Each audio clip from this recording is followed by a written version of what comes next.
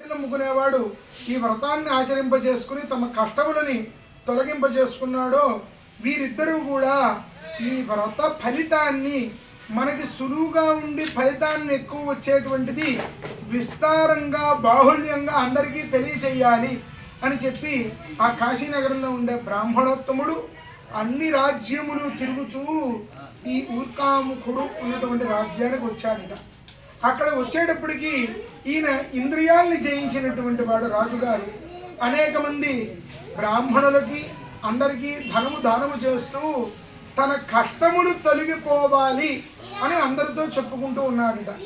ఈ బ్రాహ్మణోత్తముడు కాశీ నుంచి అక్కడి దగ్గరికి వచ్చి, ఏమయ్యా నిన్ను చూస్తే ఐశ్వర్యవంతుల్లా ఉన్నావు, అనేక రాజ్యములు అనేక దేశములు నీ ఆధీనంలో ఉన్నాయి, నిన్ను చూస్తే కష్టములు పడుతున్నట్టు నాకైతే అనిపించట్లేదు, ఏమిటయ్యా నీ కష్టములు అని చెప్పి అడిగే సందర్భంలో మమాపి సంతతిర్నాస్తి, ఎంత ఐశ్వర్యం ఉన్నా ఎంత కుబేరుడికైనా ఎంత రాజ్యమును పరిపాలిస్తున్నా కూడా ఒక వయస్సు వచ్చేటప్పుడు దాకా మొండిగా ఉంటాము.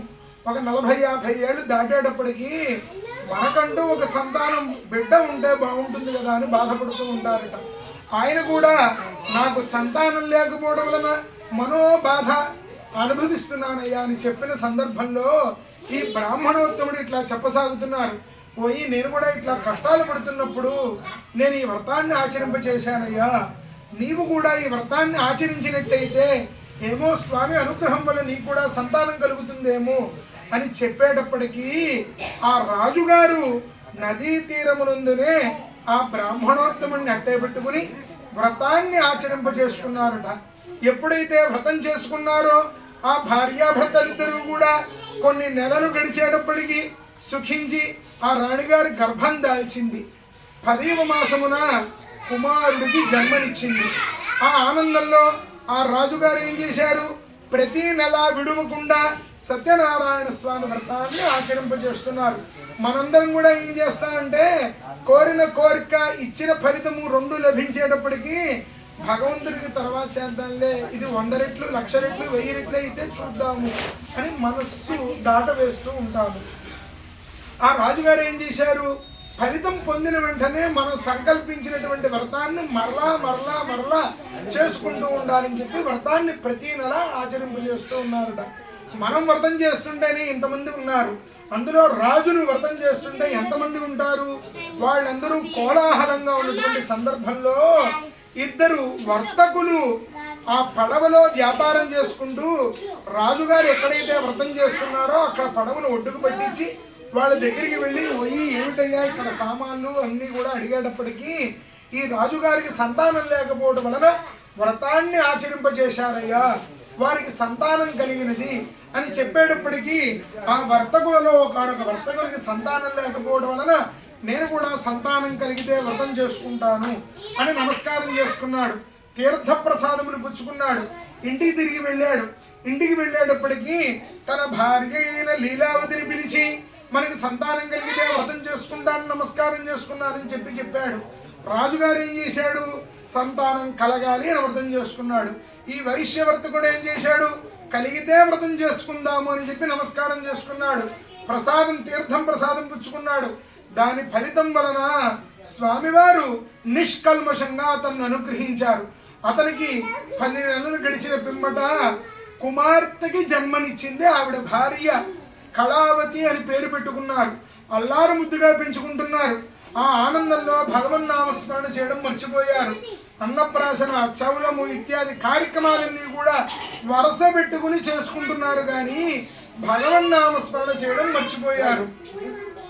ఇప్పట్లాగా 25 ఏళ్ళు 30 ఏళ్ళు వచ్చేటప్పటికి నా బాయ్ ఫ్రెండ్, నేను ఇతన్నే పెళ్లి చేసుకుంటాను, ఇతన్ని తెప్పించి నాకు వేరే వాడిని ఇస్తే నా జీవితం గల్లంతైపోతుంది, ఈ బెదిరింపు మాటలు కొన్ని ఏళ్ల క్రితం వెళ్తే ఉండేవి కాదు. తల్లిదండ్రి మాట చెప్పిన మాట వింటూ ఉండేవాళ్ళు. పాడి పంటలు వ్యవసాయం చేసుకోమని చెప్తే వినేటువంటి ఆ రోజులు ఇవన్నీ కూడా. అటువంటి సందర్భంలో ఇప్పుడైనా సరే మనం ముస్లిమ్స్లోకి వెళితే వాళ్ళు 14వ ఏట వచ్చేప్పటికి వివాహం చేసేస్తారు. ఏమన్నా అంటే మా పుస్తకంలో ఇంతే రాసిందయ్యా, మా శాసనాలు అంటారు. అదే మన హిందూ ధర్మంలో కూడా ధర్మాలు శాస్త్రాలు వేదాల్లో కూడా 16వ ఏట లోపల వివాహం చేయమని చెప్పి ఉంది. కానీ మనందరం ఏం చేస్తాం, గవర్నమెంట్ని నమ్ముకుని రాసినటువంటి లా ప్రకారం మనం వెళ్తాం. కానీ హిందూ ధర్మాల్ని, వేదాల్ని, శాస్త్రాల్ని నమ్మము. నమ్మితే ఎందుకంటే వీడు జైల్లో పడేస్తాడు కదా. రెడ్డి, కాపు, మాల, మాదిగా, బ్రాహ్మణ ఎవరైనా సరే వచ్చిన ప్రభుత్వానికి గౌరవించవలసిందే. అదే ఏ క్రిస్టియను, ఏ ముస్లిము గౌరవిస్తారా? నువ్వు చెప్పేదేంటి, నేను వినేదేంటి అనే రకంలో ఉంటారు. అట్లా కాకుండా చిన్నప్పుడు వివాహం చేస్తేట ఈ కుటుంబం ఎట్లాగా, ఆ కుటుంబం ఎట్లాగా, బంధువులు ఎంతమంది ఎంత స్నేహంగా ఉంటారు, ఏ పరంపర, మనం ఎలా ఉండాలి, పెద్దల మాట ఎలా వినాలి అని మనకి తెలుస్తూ ఉంటుంది. ఇవాళ వివాహాలు అంటే తల్లిదండ్రులకు కుదిబండలైపోయాయి. పెళ్లి చేయాలంటే 25-30 లక్షలు అయితే పెళ్లి చేయడానికి ఉండదు. వీళ్ళు వెళ్ళి ఏ అమెరికాలోనో లండన్లోనో కూర్చుంటారు. అక్కడ 6 నెలల ముచ్చట, 3 నెలల ముచ్చట. నాన్నకు ఫోన్ చేసి, నాన్న ఈ బాయ్ ఫ్రెండ్ నాకు నచ్చలేదు, వేరే వాడితో ఉంటాను నేను అనగానే వీడు ప్రాణం బాధపడిపోయి అమ్మ నువ్వు వచ్చేమనే రోజులు చూస్తున్నాం. కాబట్టి ఆ ప్రస్తావన చెప్పాను తప్పించి కానివ్వండి, పూర్వం చేసుకున్నటువంటి వాళ్ళందరూ నియమంగా ఉండేవాళ్ళు కాదా? ధర్మబద్ధంగా ఎప్పటిదాకా ఉండలేదా?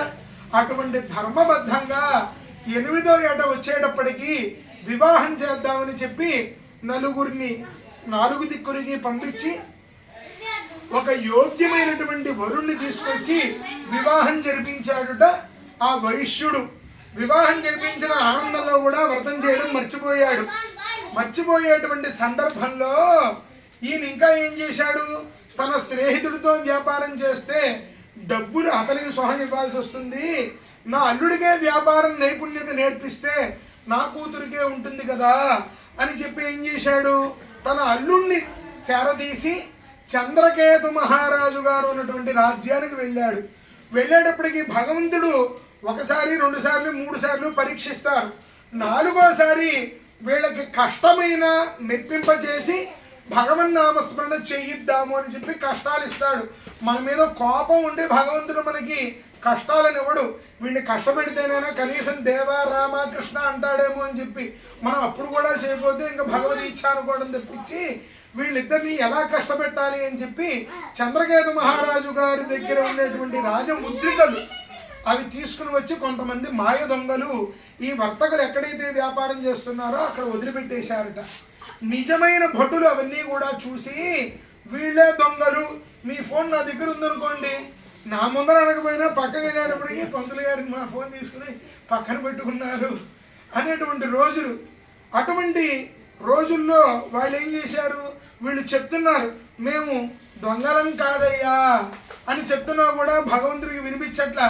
కొన్ని మంచి మాటలు తల్లిదండ్రులు పిల్లలకి చెప్తారు, ఎరా అబ్బాయి నువ్వు బాగా చదువుకుని ఉద్యోగం చేయి, నీకు ఏది కావాలంటే నువ్వు పెడతా, నువ్వు కొనిపెడితే నేను ఉద్యోగం తెచ్చుకుంటా, నువ్వు కొనిపెడితే నేను మంచి మార్కులు తెచ్చుకుంటా, ఎరా బండి మీద 50 కంటే వాళ్లకు నువ్వు చెప్పేది ఏంట్లో నన్ను మనసులో బయటకు వెళ్ళాను 80-90 నన్ను మంచి వాళ్ళతో